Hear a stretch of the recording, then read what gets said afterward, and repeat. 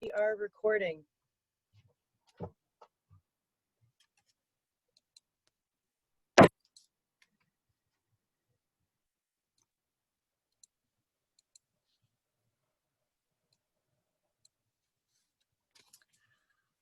Hi, everyone.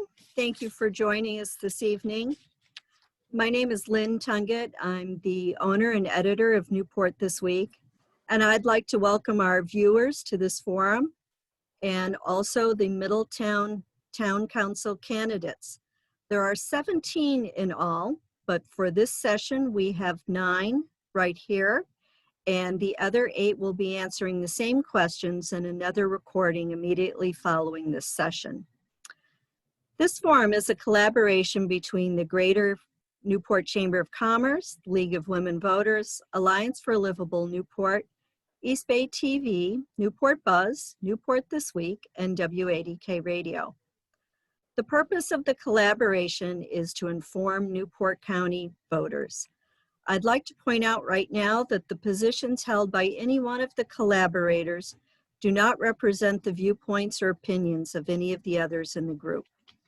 It is also important for me to note that the Alliance for a Livable Newport, the League of Women Voters, and Newport This Week are nonpartisan and do not endorse candidates. The forum can be viewed through the links to the collaborators' websites and other social media, on public access television, and for listening on WADK Radio. Candidates are invited to follow up with WADK or Channel 17 if you want to expand on any of your views tonight or further explain your answers. Tonight's questions have been a combined effort of the Chamber of Commerce and other members of the collaboration. Again, I'd like to thank all of you for participating. We encourage viewers to watch for other upcoming forums for both primary and the general election. And at this time, I would like to introduce tonight's moderator, Heather Strout, the Executive Director of the Martin Luther King Center. Heather, over to you. Hey, good evening, everyone, and I'm so happy to be here with all of you tonight. You know, voting is a gift to all of us, so I'm proud to be part of this and to hear what you all have to share. So tonight we have 9 candidates. They are Terry Flynn, Tom Heaney, Greg Hewitt, Chris Logan, Audrey McLeod-Pfeiffer, Bob Sylvia, Dennis Toronto, Art Weber, and Tom Welch. For all of you who are watching, here is an overview of the forum. It will last about an hour and will consist of 4 parts. The first part will be the candidates beginning with a 90-second opening statement. The names were drawn at random for order and will rotate with each question. There will be 5 questions and candidates will have 60 seconds to respond to each of those questions. After that, there will be a few yes/no questions with the candidates raising their hands to indicate their responses. And then the forum will end with 90-second closing statements.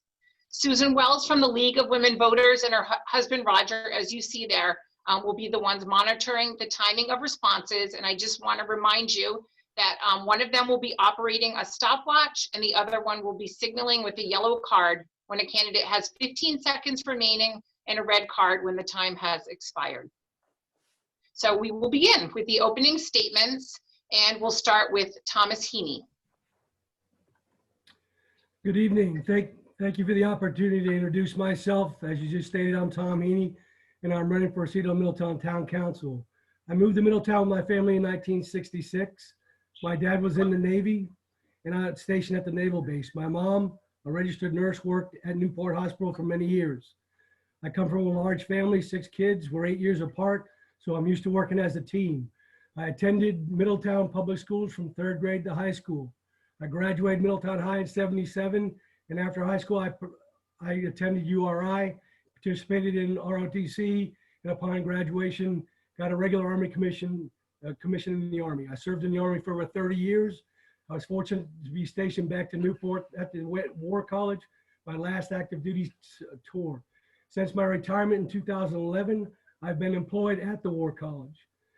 My family and I have resided in Middletown since 2009, and since 2008, I've been involved in many volunteer organizations, volunteering to serve on the board at URI-ROTC Alumni from 2008 to present, Middletown High School Alumni Association 2012 to present.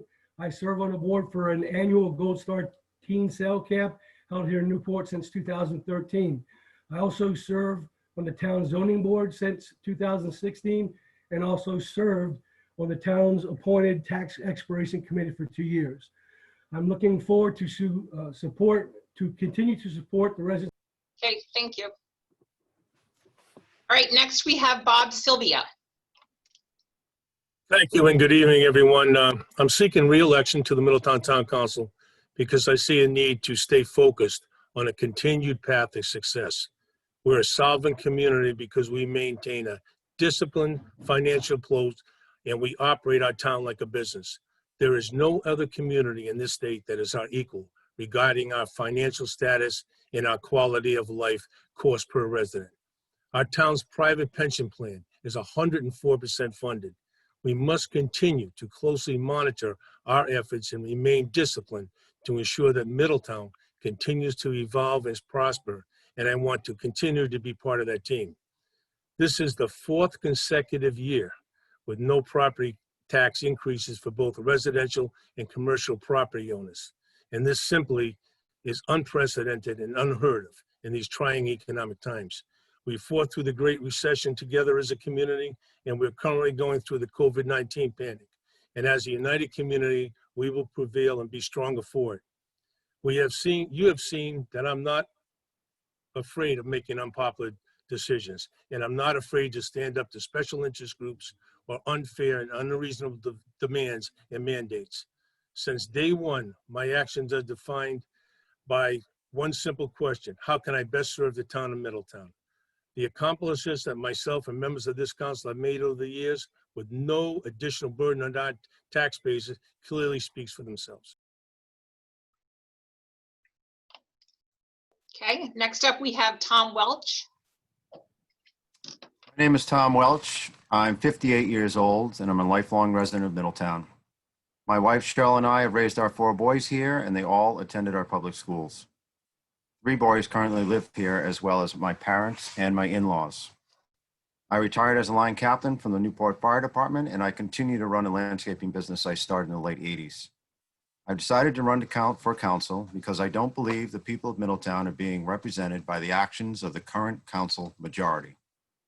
I do not feel all the information for objective decision-making is being disclosed or considered.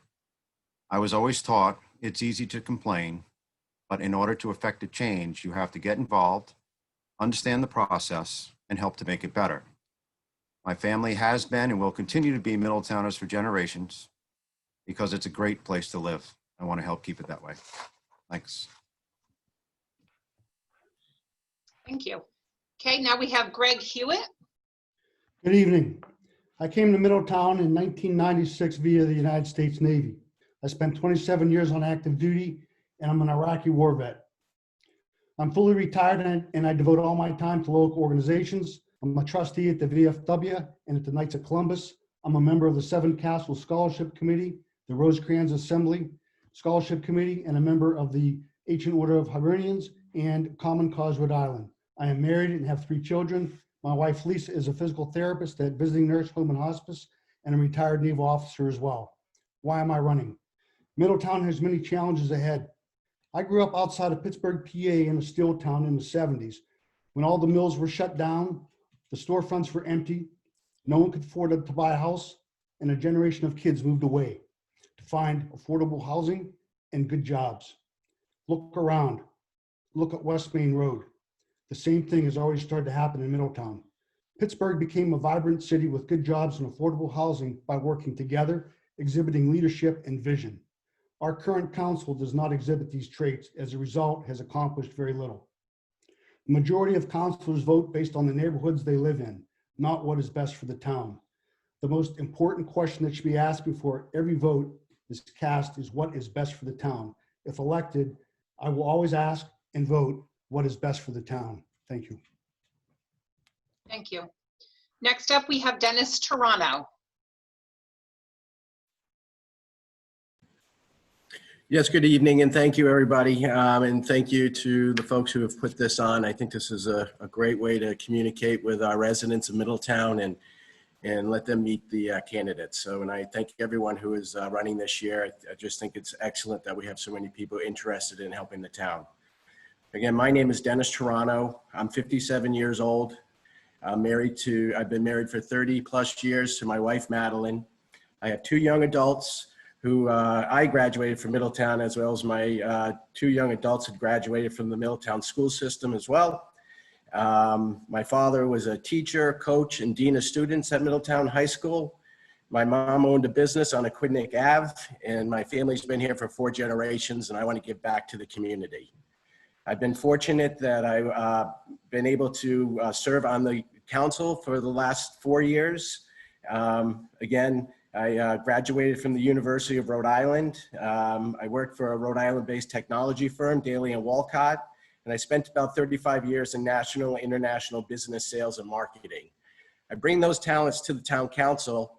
I'm one to say I'm not here to tell people how to do their jobs. I'm here just to assist and bring my years of experience, to the council. So I've kept my promises to the people of Middletown to serve them, to keep Middletown affordable and clean, a great place to live, raise a family, and hopefully retire and enjoy our senior years. So I'm asking for you to re-elect me. Thank you. Okay, our next candidate, Terry Flynn. Terry, you need to unmute. Can you start the clock over? Hi, everyone. I'm Terry Flynn, and I'm running for re-election to Middletown Town Council. I do want to thank also Newport This Week and the other sponsors for doing these forums. They are a tremendous opportunity and public service for both the candidates and voters. For those who don't know me, I have a bachelor's degree in marketing. I'm married. We have 3 children, 17 years old through 26 years old. My husband and I both have scout leader backgrounds. I'm the property manager of our personally owned residential property, and I've been on the island 30 years, 10 in Middletown. I've served on the Middletown Planning Board, where I was secretary, liaison to the Conservation Commission, and served on the Uses Table Subcommittee. As a counselor, I serve as liaison to the School Committee, Open Space and Fields Committee, and the Middletown Prevention Coalition.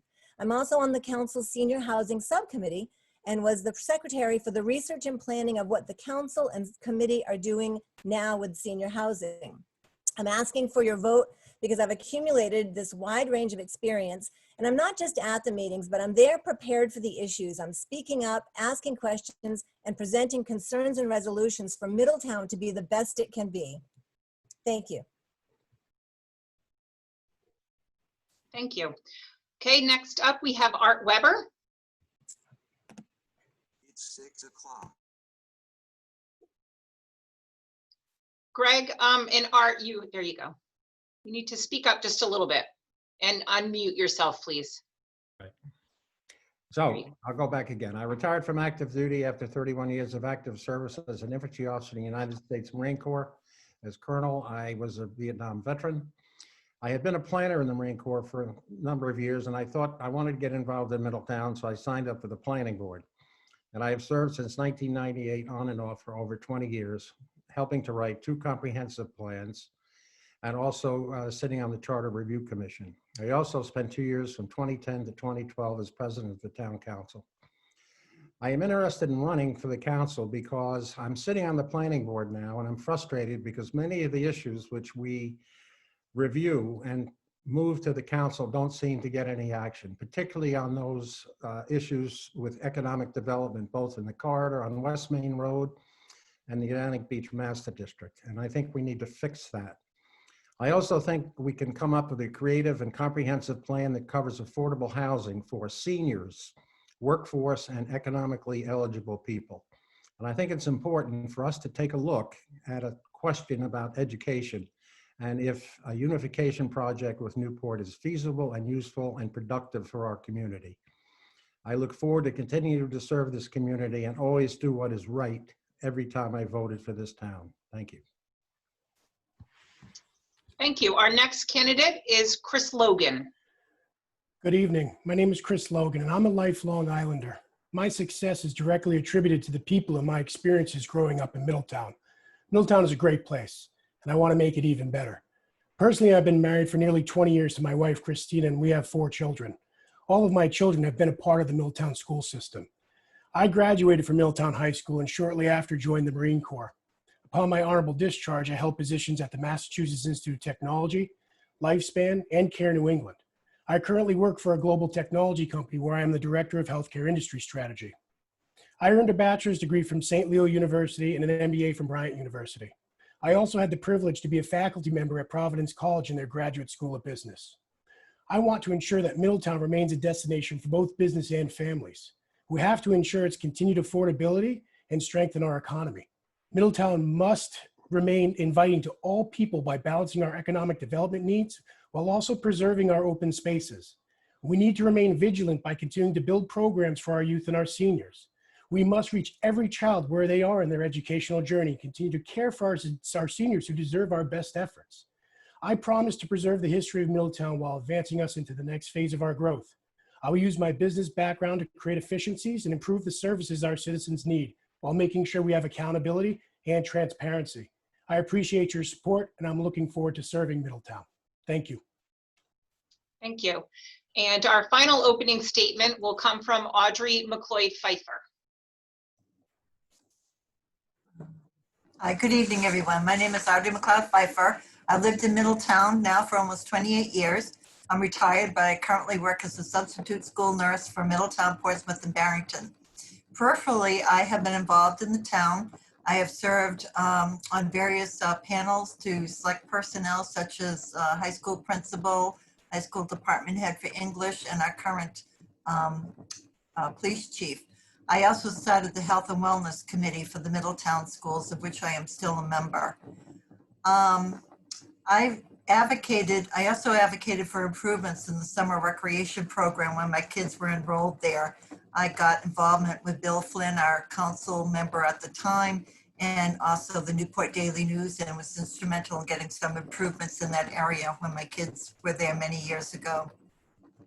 My vision for Middletown includes affordable housing for seniors, families, and young professionals, increased vocational opportunities for middle and high school students, and supporting reasonable development that ensures open space and clean water preservation. As a council member, I will listen to taxpayers, I will spend their hard-earned money wisely, and I will do my best to work with Islanders to ensure a healthy, prosperous future for Middletown. Thank you, everyone. Okay, so now we're going to move on to the next part. I will be asking you 5 questions. And we will go in a different order each time. I will call you when it is your turn. The 5 questions, you will have 60 seconds to respond to each of those questions. So the first question is, what are the 3 priorities that you will focus on as a council member? Again, what are the 3 priorities you will focus on as a council member? And you can see the question written right up in the top box in case you forget as we're going along. So we're going to start with candidate number 2, Bob Sylvia.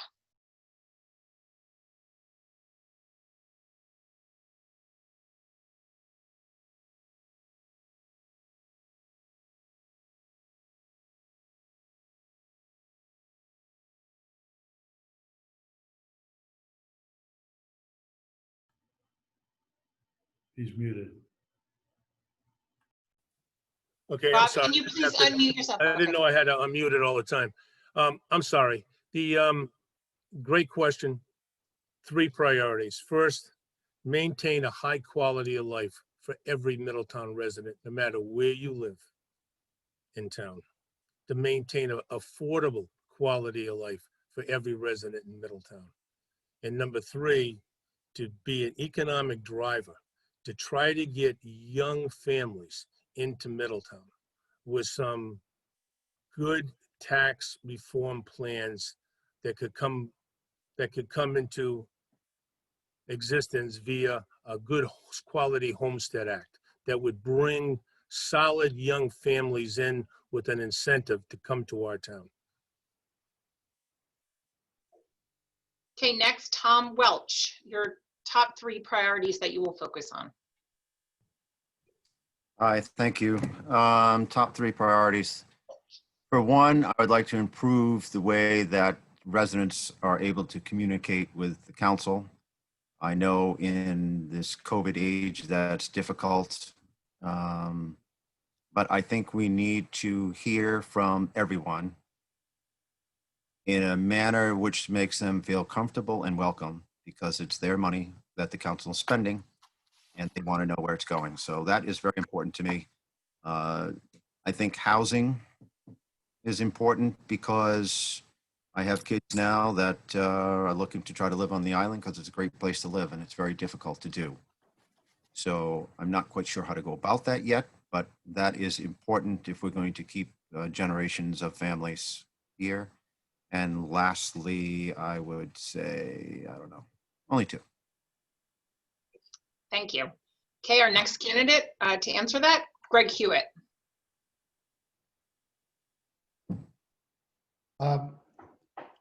Affordable housing absolutely needs to be addressed. Economic development, the town absolutely needs new revenue streams, and our education system is underperforming, and we need to fix that. Thank you. Thank you. Okay, the next candidate to answer your top three priorities is Dennis Toronto. Yes, thank you. I'm going to continue working on what I've been working on, and that's tax reform to help keep Middletown affordable for seniors, for young families, and for the long-term residents. I'm also going to continue to work on the keeping Middletown clean. I've had a number of initiatives to keep our drinking water clean. 70% of our drinking water is surface water. And we actually passed a ordinance, litter ordinance in the town of Middletown. So I'm very excited to continue driving there. And also I'm interested in the schools as well. I feel there's a lot of work that needs to be done there. And I will be focusing in on that as well. Thank you. Terry Flynn is next. What three priorities will you focus on? Thank you. My top three goals and priorities are to improve education, which means better education and more cost-effective education with improvements that are data-driven and best for Middletown students. Second is expand tax relief for senior, veteran, handicapped, and in-need residents. Look at taxes to make sure that they are sound tax policy, transparent, and predictable. And to establish and grow industries outside of tourism, like housing, technology, arts, and manufacturing, while protecting the environment, beaches, and quality of life. Thank you.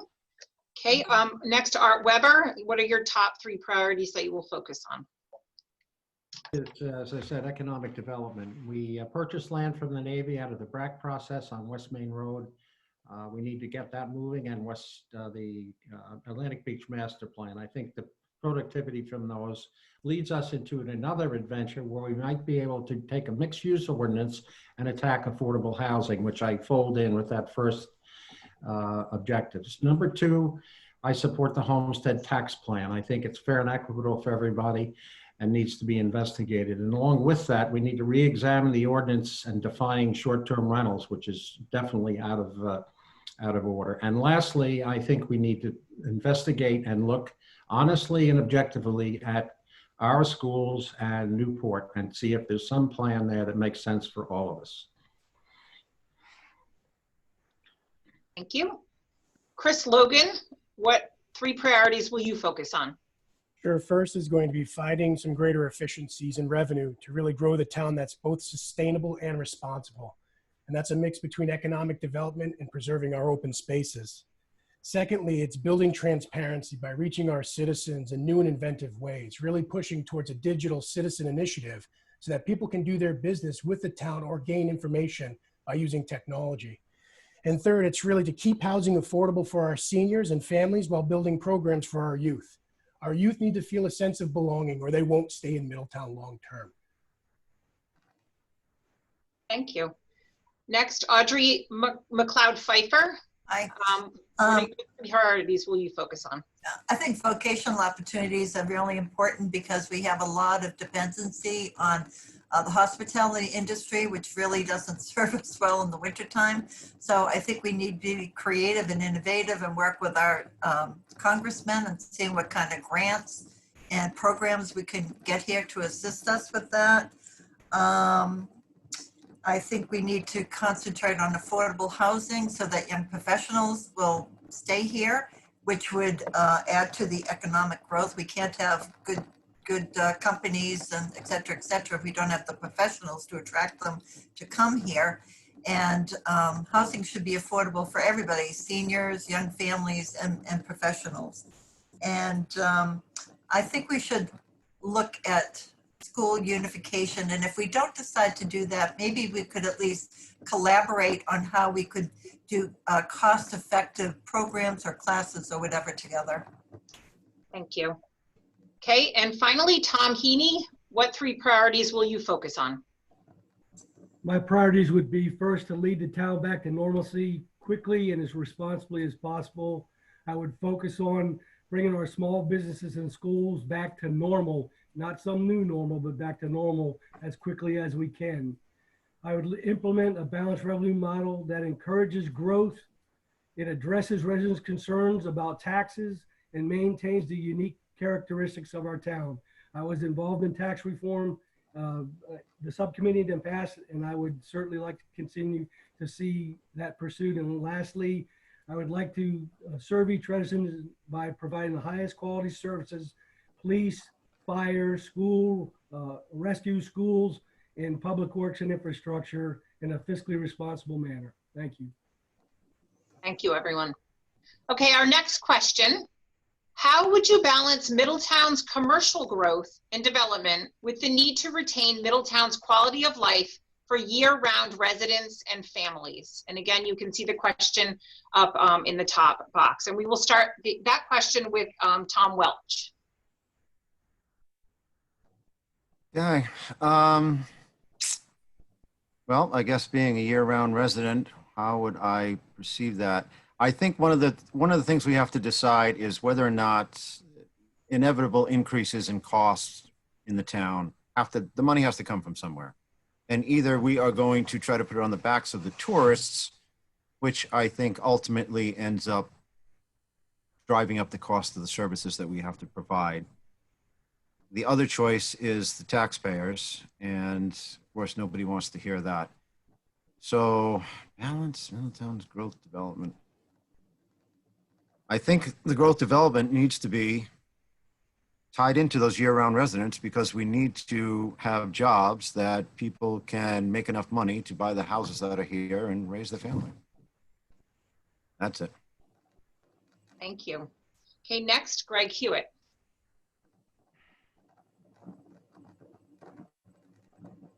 One of the things I think we need to do first is Rhode Island is known as a non-friendly business state.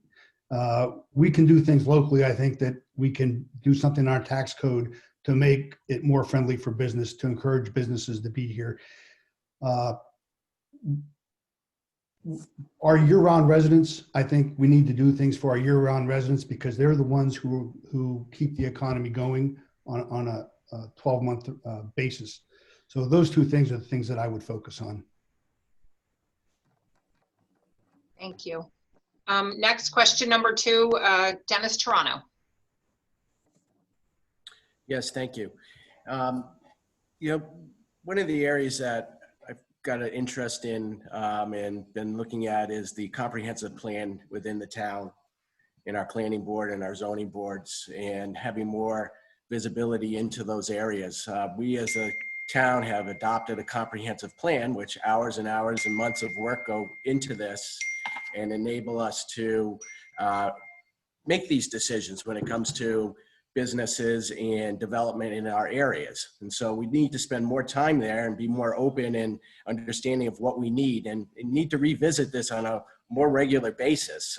Things change quickly, so we need to be more proactive.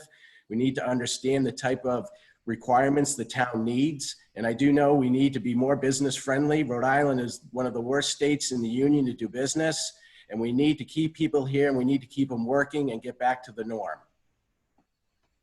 Thank you. And just as a reminder, when people aren't speaking, they could be on mute. I will remind you when it's your turn if you are muted, just to not distract others. Thank you. All right, the next for question number 2 is Terry Flynn. Thank you. This is a great question, and I think a good start is the Middletown Comprehensive Plan, which was adopted in 2014, and that's a good start for any vision. And I'm going to start with sound tax policy. I think that's really important that we get that established, we get a handle on that to give our citizens relief where it counts and to attract other people into Middletown, both commercial and residential. Investing in education is part of that balance because that's what's going to attract families. Families will go anywhere when you have a great educational system. Families are the workforce for a year-round economy. It's an end game really that starts with sound tax policy and improved education.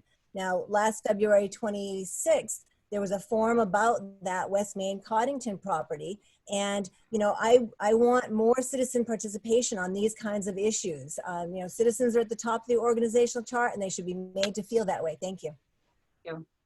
Okay, Art Weber, could you please answer question number 2?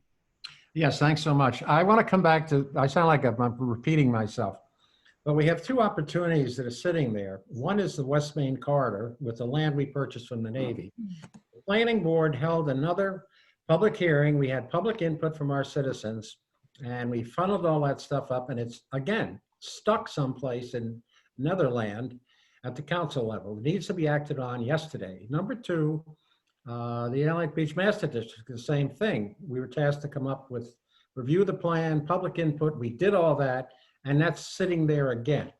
And a perfect problem came up now with a fence down there, which is totally prohibited in the rules and regulations for that area, which is sitting at the council level. So we've got the possibilities. Let's open the log jam, move these things forward like we should with a sense of urgency, because the commercial base is going to have to pick up the slack in our tax numbers, or else the people at residential levels are going to have to make up the difference. So that's important for the future. Thank you. Chris Logan, could you please answer question number 2? Absolutely, thank you. And it's a great question. So we have a comprehensive plan. I've seen it, I've read it. We have to execute on it. It's that simple. It's just been kind of sitting on the shelf. We've dusted it off, we've talked about it. It's got to be executed. But more importantly, you know, even though we have a balanced budget, we got to find some greater efficiencies. We got to look at where we're spending and where we can bring things together to actually save the taxpayers some dollar in the long run and provide a better service line. I think that's going to help us also look at things like service fees that we have. We don't make it an enjoyable experience for small business when we approach services and fees to that small business owner. Why come here to open a small business when we're going to charge you more than the town next door? I think also holding the line on taxes for residents, we have to make that something that people want to come here because the tax base is nice. Education is such a key indicator for how we're going to drive families into this town. And then finally, opportunities. Opportunities to bring in new industries through maybe joint ventures or leases. We own property. We have a bond that's being put onto this next. Okay, thank you. Thank you. Okay, Audrey McLeod Pfeiffer, question number 2, please. All right, I think we definitely need to get better paying jobs, etc. I mean, according to some information in the, city guide that was put out, the average income of Middletown is $65,000. Is that the mean, the mode, or the median?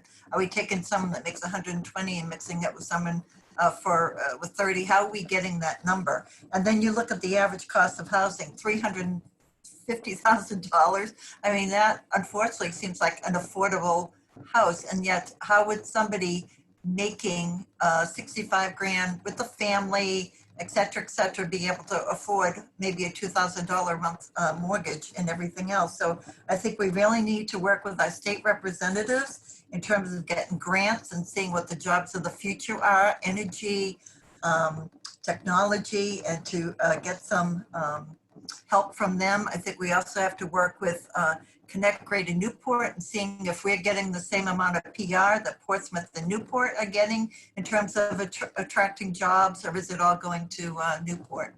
Thank you. Tom Heaney, please answer question number 2. Okay, I think a lot of good ideas were put out there, but I think the one thing I would focus in on, you use the term balanced the growth and development with what we already have here. And I think that's very key. And I think there were some great ideas thrown out as far as what kinds of businesses we want to attract and actually seek them out and get them to come to the island. Because as was just stated, we need more good paying jobs for a lot of reasons. And one of the main reasons is to keep our children here and give them something to do business wise. So we have to do the work to attract folks to come here. And then those types of businesses, as was just mentioned, that kind of fit our island and could fit right in and, not affect the industries that we currently have here, which are largely the tourist industry. So we got to balance those two things. Thank you. Okay, and finally, question number 2, Bob Sylvia. Okay, thank you. It was discussed by a couple of candidates about the Navy property, the BRAC property that we acquired a couple of years ago now. I spearheaded that and I championed that process. And currently, right now, we have that out to with an RFQ, and we have a person that's going to be soliciting feedback from qualified partners that may want to enter into a venture with us to develop that property. That property, I have advocated for that for years. I see that as long-term financial revenue for the town of Middletown. It's a piece of property. If we develop it right, we'll be taking financial burdens off of our grandchildren, believe me. So that's where I'm pushing. Thank you very much. Okay, now we're on to the next question. Question number 3. What specific issue confronting Middletown residents led you to run for council? We'll start with Terry Flynn.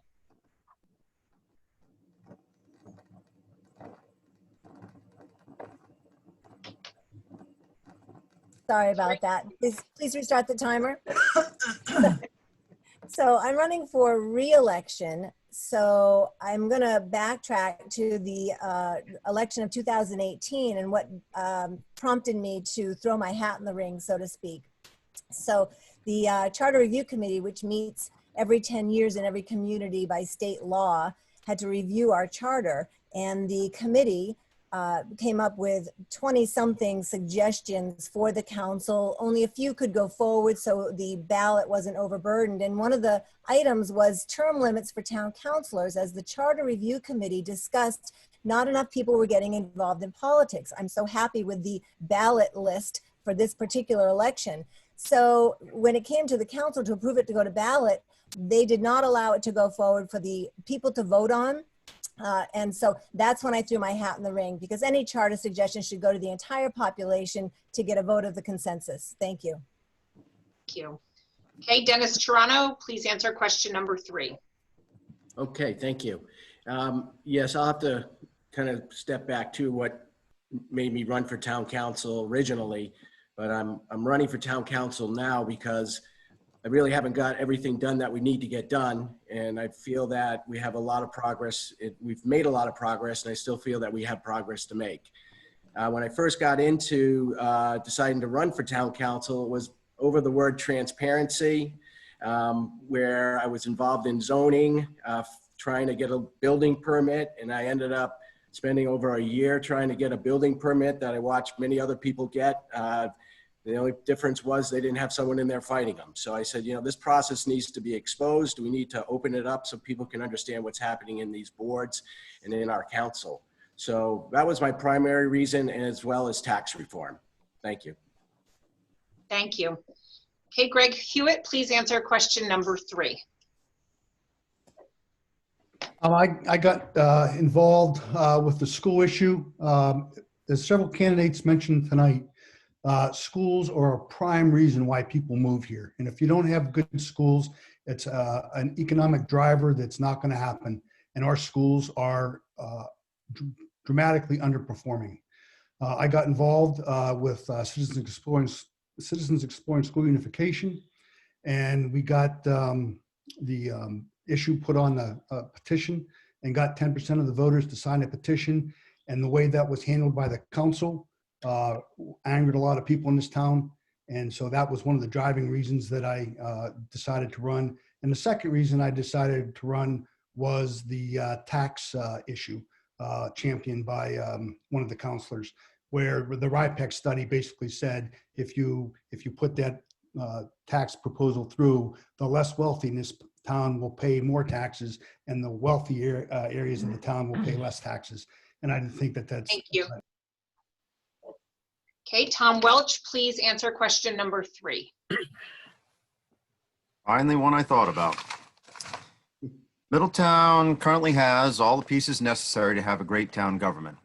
What's lacking is structure and communication. As a counselor, I'd like to work towards getting everyone on the same page and working together towards a common goal. Like Denny said, I've never heard or read the word transparency more than over the past couple of years. Typing or saying the word doesn't make it happen. In this case, it's a way of conducting business. The taxpayers are the customers who pay for the service the town provides, and they don't want to pay for something they didn't ask for or don't understand. I don't pretend to know all the answers to town issues, but what I can bring to the table is a logical set of simply worded questions to ask in the hope of unearthing all the aspects on an issue. This information has to be combined with the wishes of the townspeople, and the people need an easy way to make their thoughts known, whether speaking at a meeting or calling a counselor. The counselor must lead by example, especially when it comes to showing each other respect and allowing all the discussions to be heard. Thank you. Okay, Bob Sylvia, please answer question number 3. Okay, I guess I go back to 2006 when I first ran for the council. And I ran for the council back in 2006 because I sincerely care about this community. And I don't say that lightly. I say that because our community at times has been in tough shape financially. We had times in our history where we were taking beach money from the beach parking lot and driving it right to the bank to make payroll. And we've come a long way, baby, since then. Right now, we have $6.5 million in our rainy day fund. We have a healthy beach reserve. We have a healthy sewer reserve.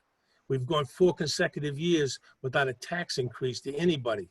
And it's because of tireless efforts and making hard decisions by seasoned counselors on that council.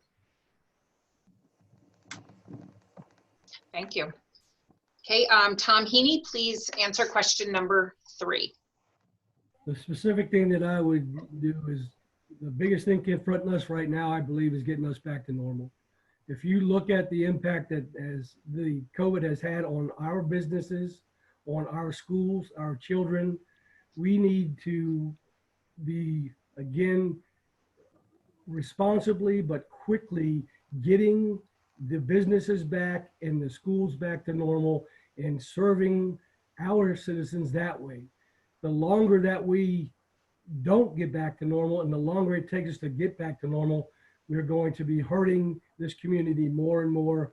And you see it every day with folks going out of business, excuse me, and the incident rate of children harming themselves and being harmed by being isolated, it has had a terrible effect on them, and we need to address that right away.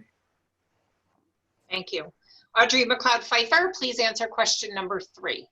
I believe the specific issues would be the economy and affordable housing. I have 2 adult children, and will they be able to find good jobs to be able to afford the housing in Middletown, or are they going to have to go off to the big city and live elsewhere? So that was a driving force.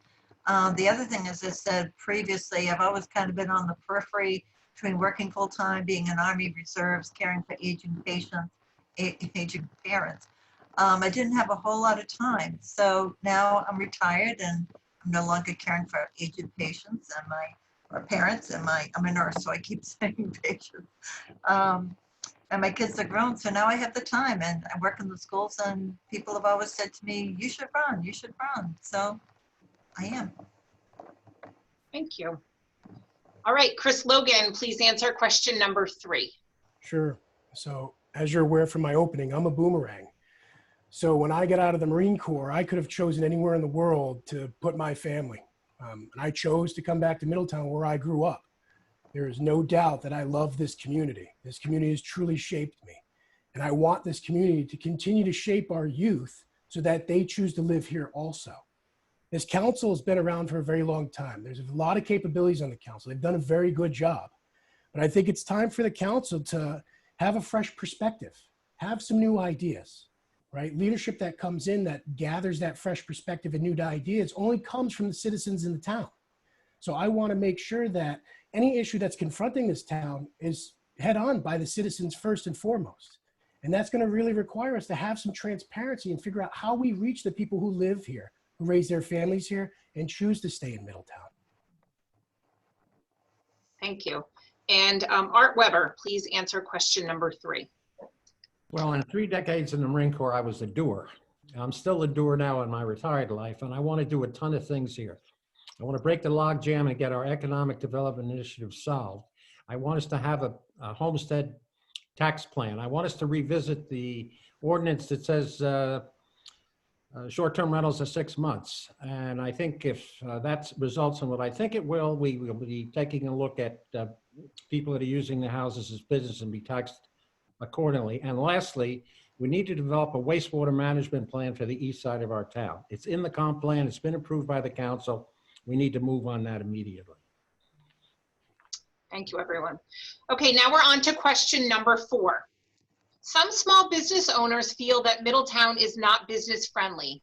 How could you change that? And we will start with Dennis Toronto.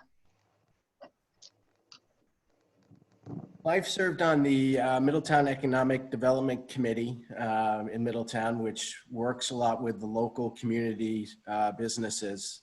So I would continue to focus, through those groups to meet with our small businesses and talk with them in regards to how we can make Middletown easier to do business with.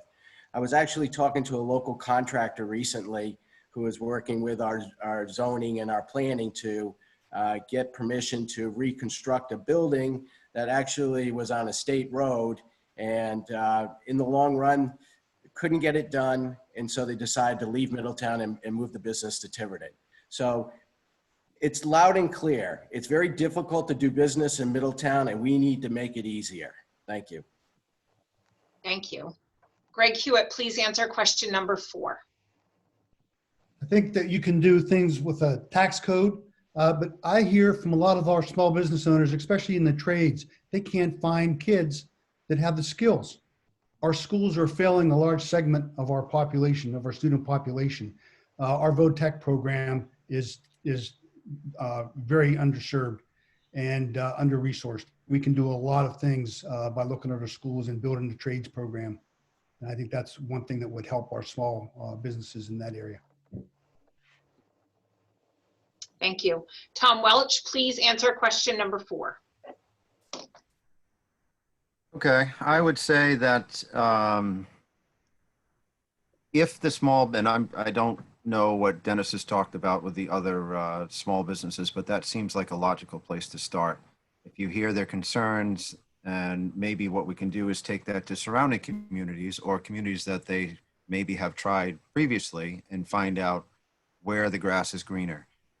Why is it green? What do they do? Is it the tax structure?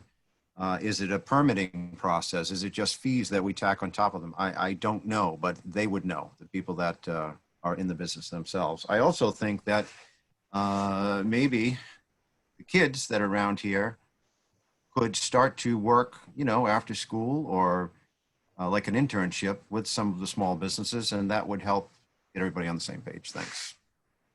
Thank you. Bob Sylvia, question number 4, please. Okay, I speak to council presidents and mayors every day. We have a conference call every day as we go through this COVID-19. And let's face it, ladies and gentlemen, this COVID-19 is the biggest obstacle in our past right now. An obstacle where there's no playbook. It's affecting every business person that we know. Tom Heaney talks about getting back to normalcy.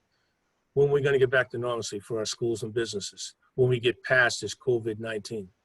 This has really been a stumbling block for all of us, not just our small businesses who we sincerely feel for, our lieutenant governor has been out there soliciting special aid for them.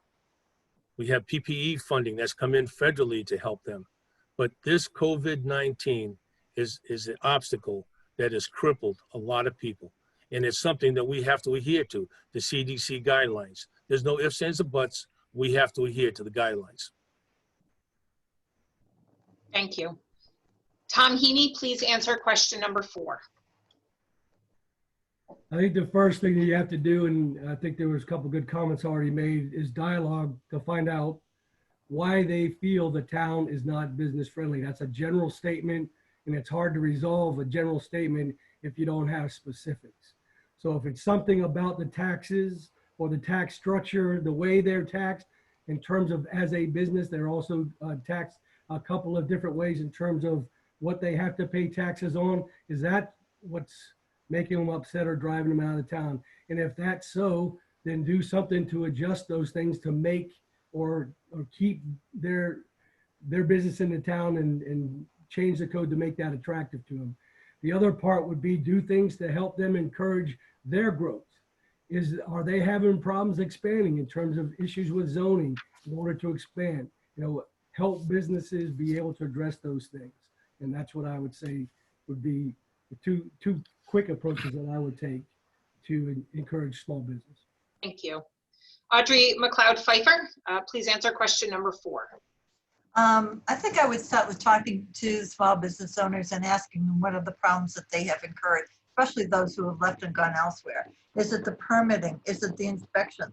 Is it not being able to find the talent they need? If that's it, you know, can we do something with that, more vocational opportunities?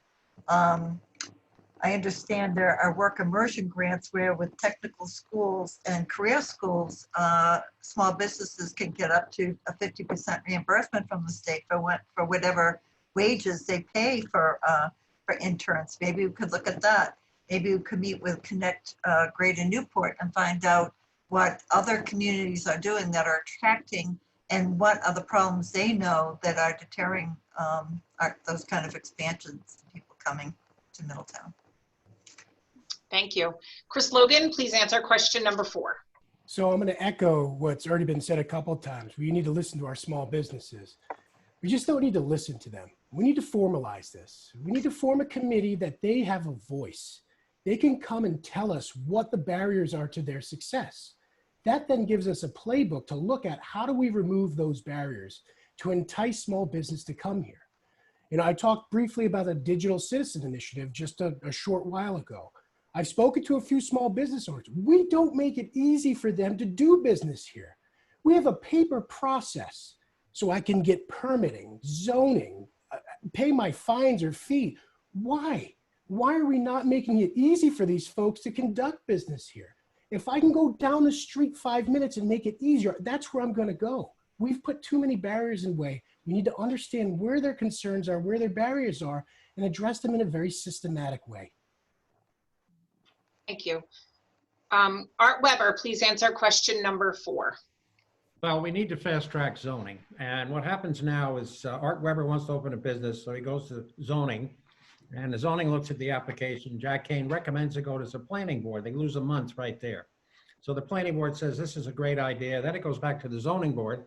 So you end up losing 3 or 4 months in the process. We can fast track a lot of the minor zoning requests right to the planning board and help solve that problem. And something else, a common sense little thing, when I was president of the council, I went to every new business that opened and talked to the owner.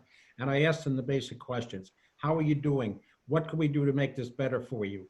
I think that face-to-face from somebody from the council or the town is important, because that new guy feels he's got a spot now, or maybe somebody to call if he has a problem.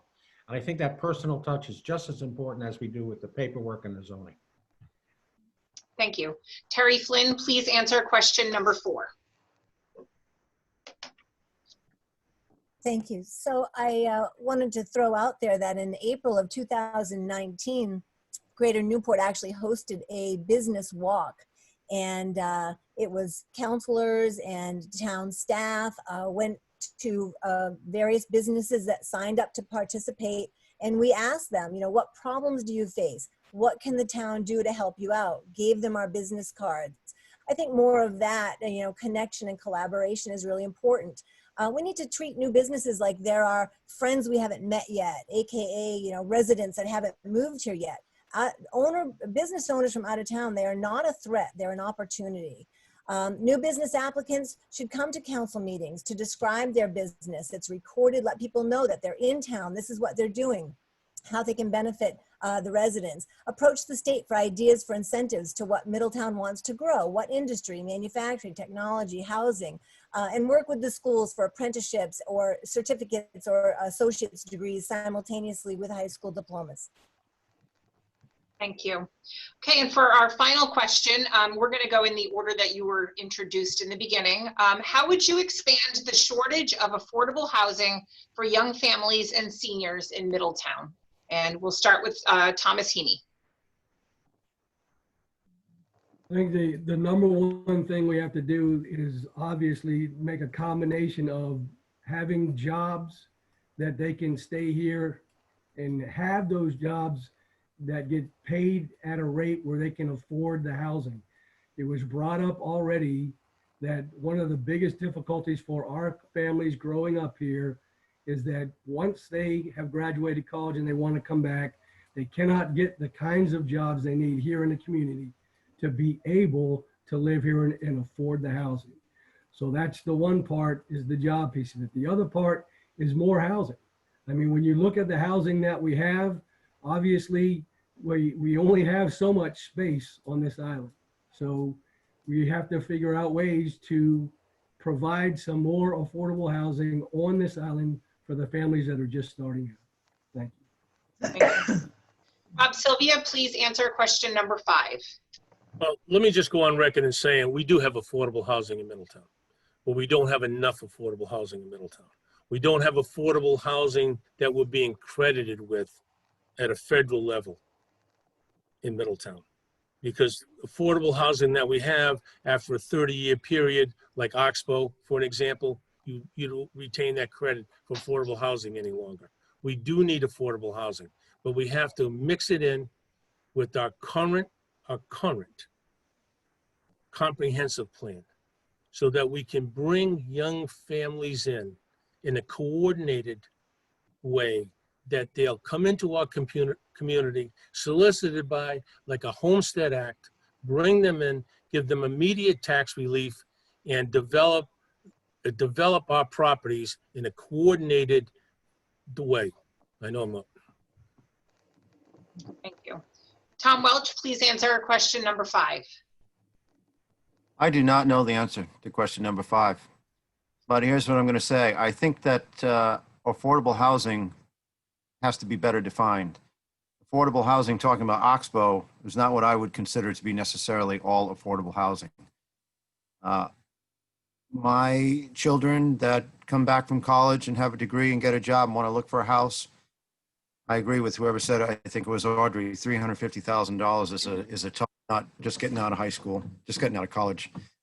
So the problem I see is that people from Connecticut, New York, with a lot of money like it here. We want their tourist dollars. They buy a house and they can outprice the kids that grew up here. I don't know the answer. Sorry. Thank you. Greg Hewitt, please answer question number 5. I think you do it in several ways. 1, zoning changes. 2, mixed use development, and public-private partnerships. Thank you. Dennis Toronto, please answer question number 5. Great, thank you. This has been a topic that's been on my radar for a while. I actually was more focused in on the senior affordable housing. I was the chairman of a committee that we actually spent a good 6 months looking into senior affordable housing, and we were able to actually pass the development of 40 to 60 units of affordable housing in Middletown. So that process is underway, and we're hopefully going to break ground in 21. The cost of housing for young families is definitely out of reach, and a lot of the reasons why is because of the job market.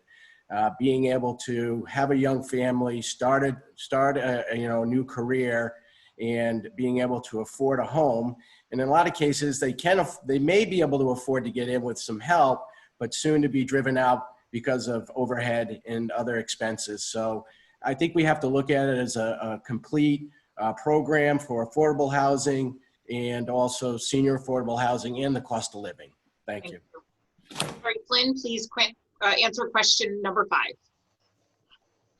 Okay, so I think, again, sound tax policy that addresses valuation control will offer much needed relief in our particular area.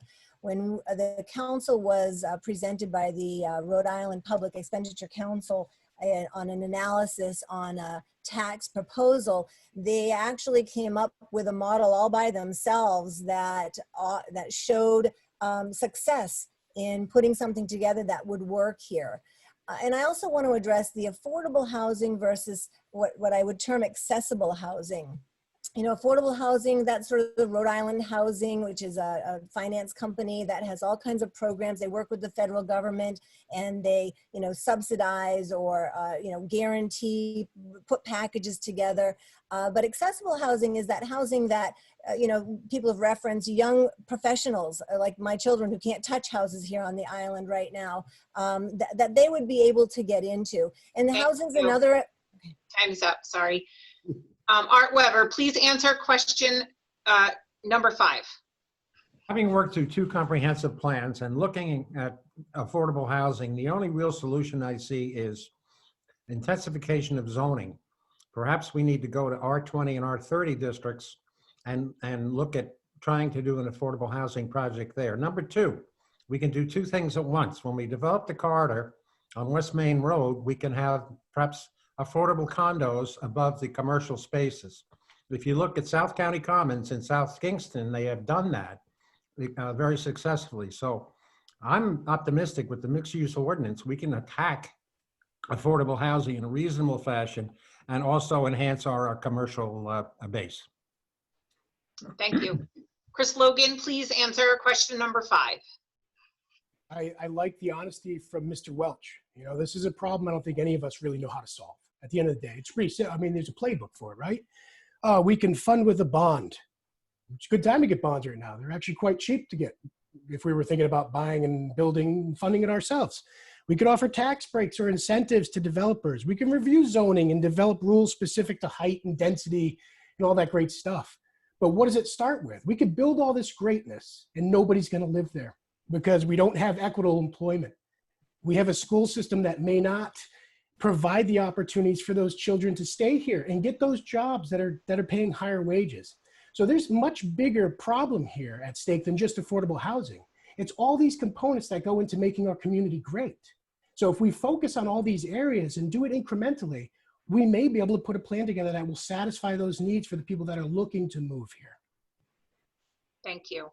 And Audrey McLeod Pfeiffer, please answer question number 5. You need to unmute yourself, please. I think a lot of these ideas that I have been previously addressed. I think we need to improve the job opportunities for better jobs. I think we need to attract, you know, better industry here so people can get better jobs. I was reading that this isn't only a problem here, but it's across the country. The cost of building and construction, it's almost prohibitive in terms of making it affordable. California is going to subsidize the building of 3.5 million houses because they need to come up with some affordable housing. I don't know if we could get federal or state grants to help offset the cost of housing. In terms of workers, are there enough workers, electricians, plumbers, carpenters? It's hard to get them. And so maybe we need to increase our vocational training so we have a workforce that can provide this kind of job. Thank you. Okay, so now we're on to the next part where we're going to have some agree and disagree with statements or yes, no replies. I'm going to ask a series of statements for you to either agree or disagree by raising your hand. If you could leave your hand raised until I call out your name so that I can just clarify that you're agreeing or disagreeing with the statement. Okay, so we'll start with the first one. If you agree with this statement, or I'll read the statement first, then I will say agree or disagree. So the first statement is the homestead exemption proposal should extend to year-round residents beyond the current veteran and senior residents. If you agree with this statement, please raise your hand and leave them up. Okay, so Audrey McLeod-Pfeiffer, Bob Sylvia, Greg Hewitt, and Art Weber agree with this statement. Thank you. And if you disagree with this statement, please put your hand up. Disagree. Okay, and please keep it up. So Tom, Dennis, Chris, Terry, and Tom Heaney disagree with that statement. Thank you all. Okay, the next statement is council terms should be staggered like the school committee.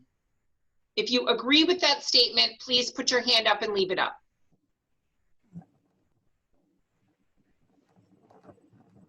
Okay, so Tom Welch, Audrey, Dennis, Chris Logan, Bob Sylvia, Tom Heaney, Terry Flynn, Greg Hewitt all agree with that statement. And if you disagree with that, thank you, you can put your hands down. And if you disagree with that statement, please put your hand up. Art Weber disagrees with that statement. Art, I'm not sure if I called your name on the first statement. Did I? Okay, thank you. All right, the third statement, the liquor licenses in Middletown should become limited. If you agree with that, please put your hand up.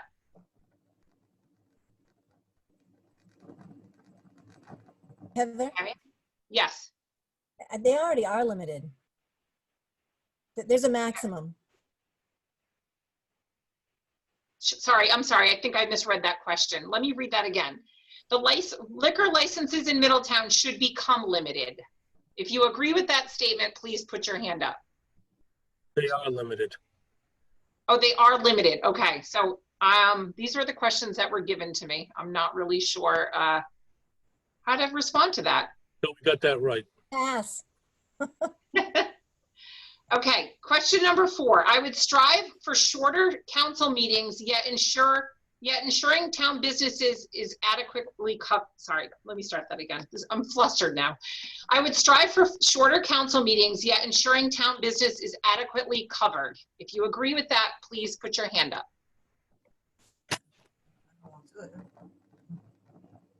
Okay, so it looks like everybody has their hand up that you agree that you would strive for shorter council meetings, yet ensure that town business is adequately covered. Thank you. You can put your hands down. Okay, the next one, regardless of the impending vote outcome on a new Rogers High School, I would support the study of a regionalized high school in the future. If you agree, please put your hand up and keep it up. Okay, so Tom Welch, Audrey McLeod-Pfeiffer, Chris Logan, Tom Heaney, Terry Flynn, Greg Hewitt, and Art Weber all agree. Thank you. You can put your hands down. And if you disagree, please put your hand up. I think, Heather, there should have been a maybe under certain circumstances, but generally speaking, as the law reads now, absolutely against it. Okay, so Dennis and Bob. And I agree with Bob. The way the law reads, I would not agree with it today. And that's, that was part of my thinking. You could answer this yes or no, but what has to change is the way the law is written right now. I agree with Absolutely. it. So I'll change mine to no if that's the caveat, because I agree with that. Okay, we'll leave the statement as is. Yeah, The question I was- don't think we can change it at this point. Okay. The The next question, or the next statement. I feel a disservice was done to the 1,200 plus voters, or 10% of voters, who signed the petition for the council to consider the regionalization study. If you agree with that, please put your hand up.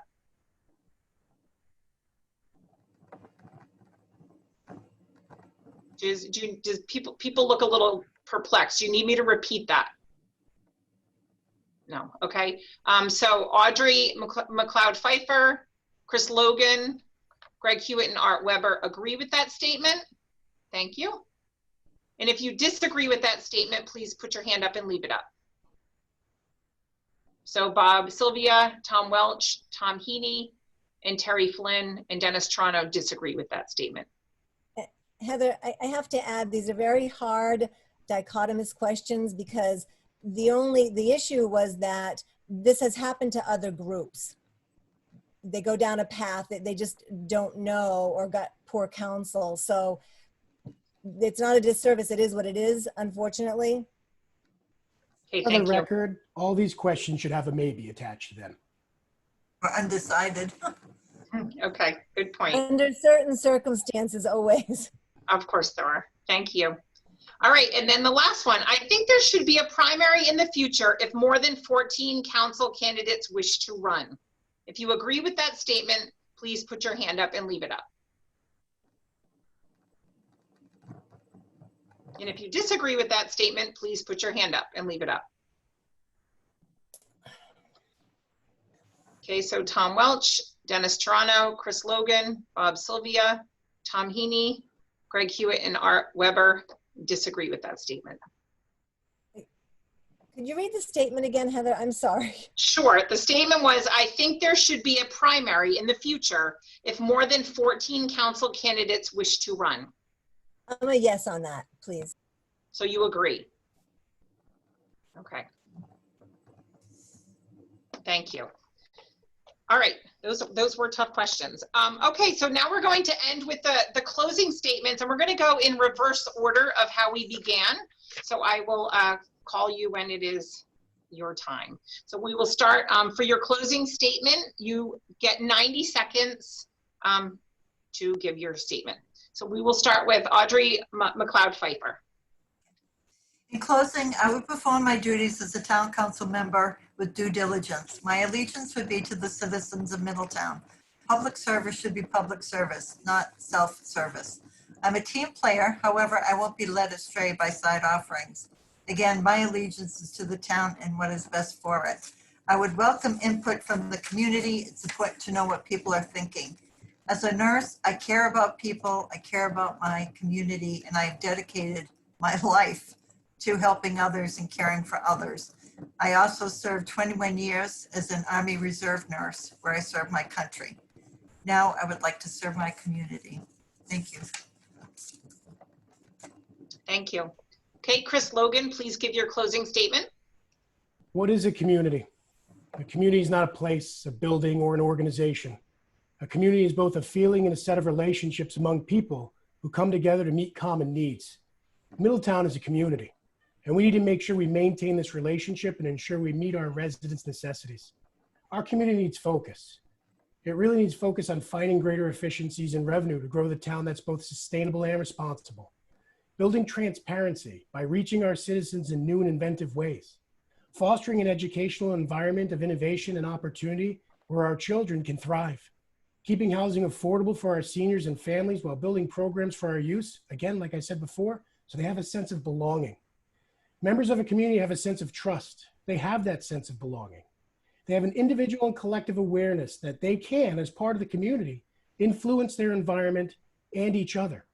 I'm asking for your support to be the leader that Middletown needs, a servant leader that listens attentively and responds appropriately to this community. Thank you very much. Thank you. Okay, Art Weber, please give your closing statement.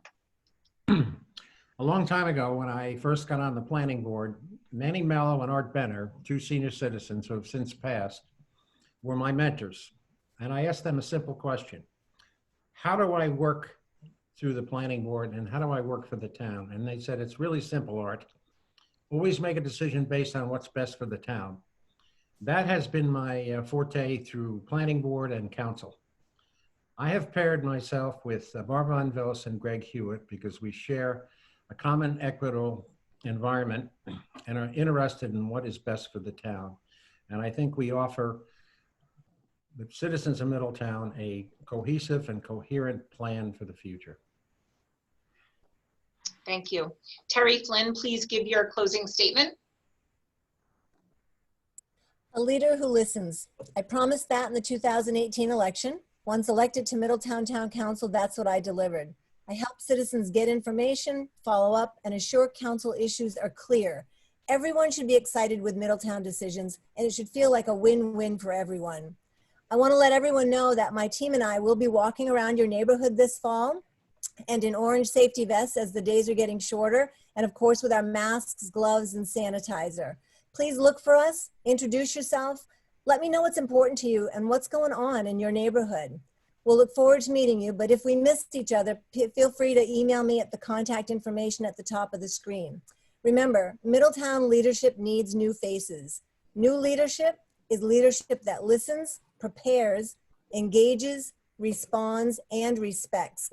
Vote for 7, each one that will put in the effort to make Middletown the best it can be, to make Middletown the place everyone wants to be. Otherwise, you're going to get business as usual and more of the same from the same councilors who have been elected 3, 4, 5, or more terms. Thank you for watching. Google Terry Flynn Town Council for more information, and please vote like it matters, because it will. You can register at vote.sos.ri.gov. Thank you. Thank you. Okay, Dennis Toronto, please give your closing statement. Yes, thank you. And again, I want to thank the folks for putting this together. I think this has been a really great format and gives us the ability to communicate with the residents in this time of virus. And I, again, appreciate the time and energy you folks put into this forum. I wanted to thank the residents of Middletown for electing me to the town council in 2016 and re-electing me for my second term in 2018. Since I've been in office, I've focused on what our residents told me was important to them. Keep Middletown affordable. We had no tax increase over the last 4 years, no increase on the tax levy to the Middletown residents. Senior affordable housing. As I mentioned, I chaired a subcommittee to evaluate the needs, and we passed a development project for 45 to 60 units, which hopefully will be breaking ground in a few years. It takes that much time. It's a very complex process, but we've got the wheels in motion. I also took an initiative within the town to keep Middletown clean. As I mentioned, 70% of our drinking water is surface water, and I noticed that we had a litter issue in the town of Middletown, and we've been able to address that, created an ordinance, and also been working with the Clean Ocean Access. So I want to again thank the residents of Middletown. I hope you'll enable me to have 2 more years on the town council, and I look forward to working with the council going forward. Thank you. Thank you. Okay, Greg Hewitt, please give your closing statement. Middletown's a great place to live. Working together, we can make it better. We need a council that works for all the citizens and does what is best for the town. There's no room for self-interest. We're at a tipping point. 58% of our tax dollars go to an education system that is underperforming. Westside Development sits idle, though it offers ample opportunity to make progress in the badly needed new revenue streams for our town, increasing affordable senior housing, mixed-use retail, and access to the Bay for Middletown residents. Town has a very good comprehensive plan, but yet some councilors continue to ignore it when it impacts their neighborhoods. East Side Stormwater Management is the case in point. I will focus on economic development, affordable housing, and education if elected, and I will make every decision based on what is best for the town. Thank you. Thank you. Tom Welch, please give your closing statement. Okay. Through this process, I have learned a lot about the concerns of our residents. I also learned that I'm much better with a shovel than this forum. I am capable of researching and objectively solving problems, and I am willing to listen. I'm sure this forum will provide the taxpayers with valuable information to help guide their voting choices in the upcoming election. And I hope that everyone can invest a little time to educate themselves about the candidates and make their voices heard by voting. Thanks. Thank you. Bob Sylvia, please give your closing statement. Thank you. I spent the greater portion of my life living in Middletown, 55 plus years to be in fact. Educated in Middletown, I was employed in Middletown. I retired as a captain. I served 6 years on the town personnel board prior to my first run for council. And frankly, I do it because I truly love our town. And I appreciate the good fortune of residing in this great town. And I want to continue to look forward to a promising future for Middletown for today and tomorrow. If there's anything that I want you to take away from the forum tonight, it's this. I want you to look at what has been accomplished over the years. Facts, not fiction. I want you to recognize who are the seasoned councilors who have made this happen. You don't have to like them personally, but you have to at least respect what they've done over the years. Councilors who have made this happen, without placing. I could give you a list tonight of accomplishments without putting direct tax burden on our residents. Every election period, there are candidates that make false, unsupported allegations regarding our current town state of the state, or simply false, unsupported propaganda. Just when I think I've read and seen it all, I'm going to read and see more of it. There's no doubt about it. Now, this election cycle, we have a new twist. We have to deal with a planned and designed attack by a new sitting council who wants to vote as personally solicited. This person is not a lifelong Middletown resident, and her Thank you. fictitious social media. Time is up. Thank you. Well, thank you, everyone. We made it through very smoothly. Hey, You all did excuse me, this is Tom Heaney. You didn't allow me to have closing remarks. Oh, Tom, I'm sorry. I'm sorry. I apologize. Tom Heaney, please give your closing remarks, and I apologize for that. It's okay, I'll keep them short. I thank everybody for this opportunity. I think it's been stated well, and I want to echo the reason why I'm considering running for this position.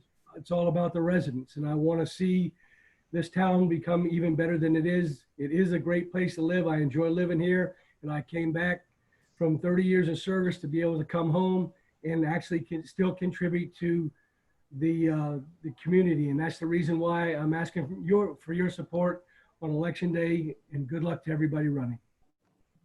Thank you, Thomas, and sorry again about that. So thank you, everyone.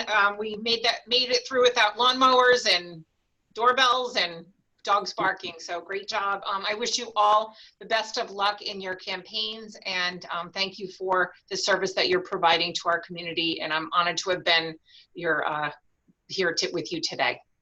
So have a good night, everyone. Thank you. You did a great job. Thank you very much. Thank you. Very well done, thank you. Thank you. Oh, sorry.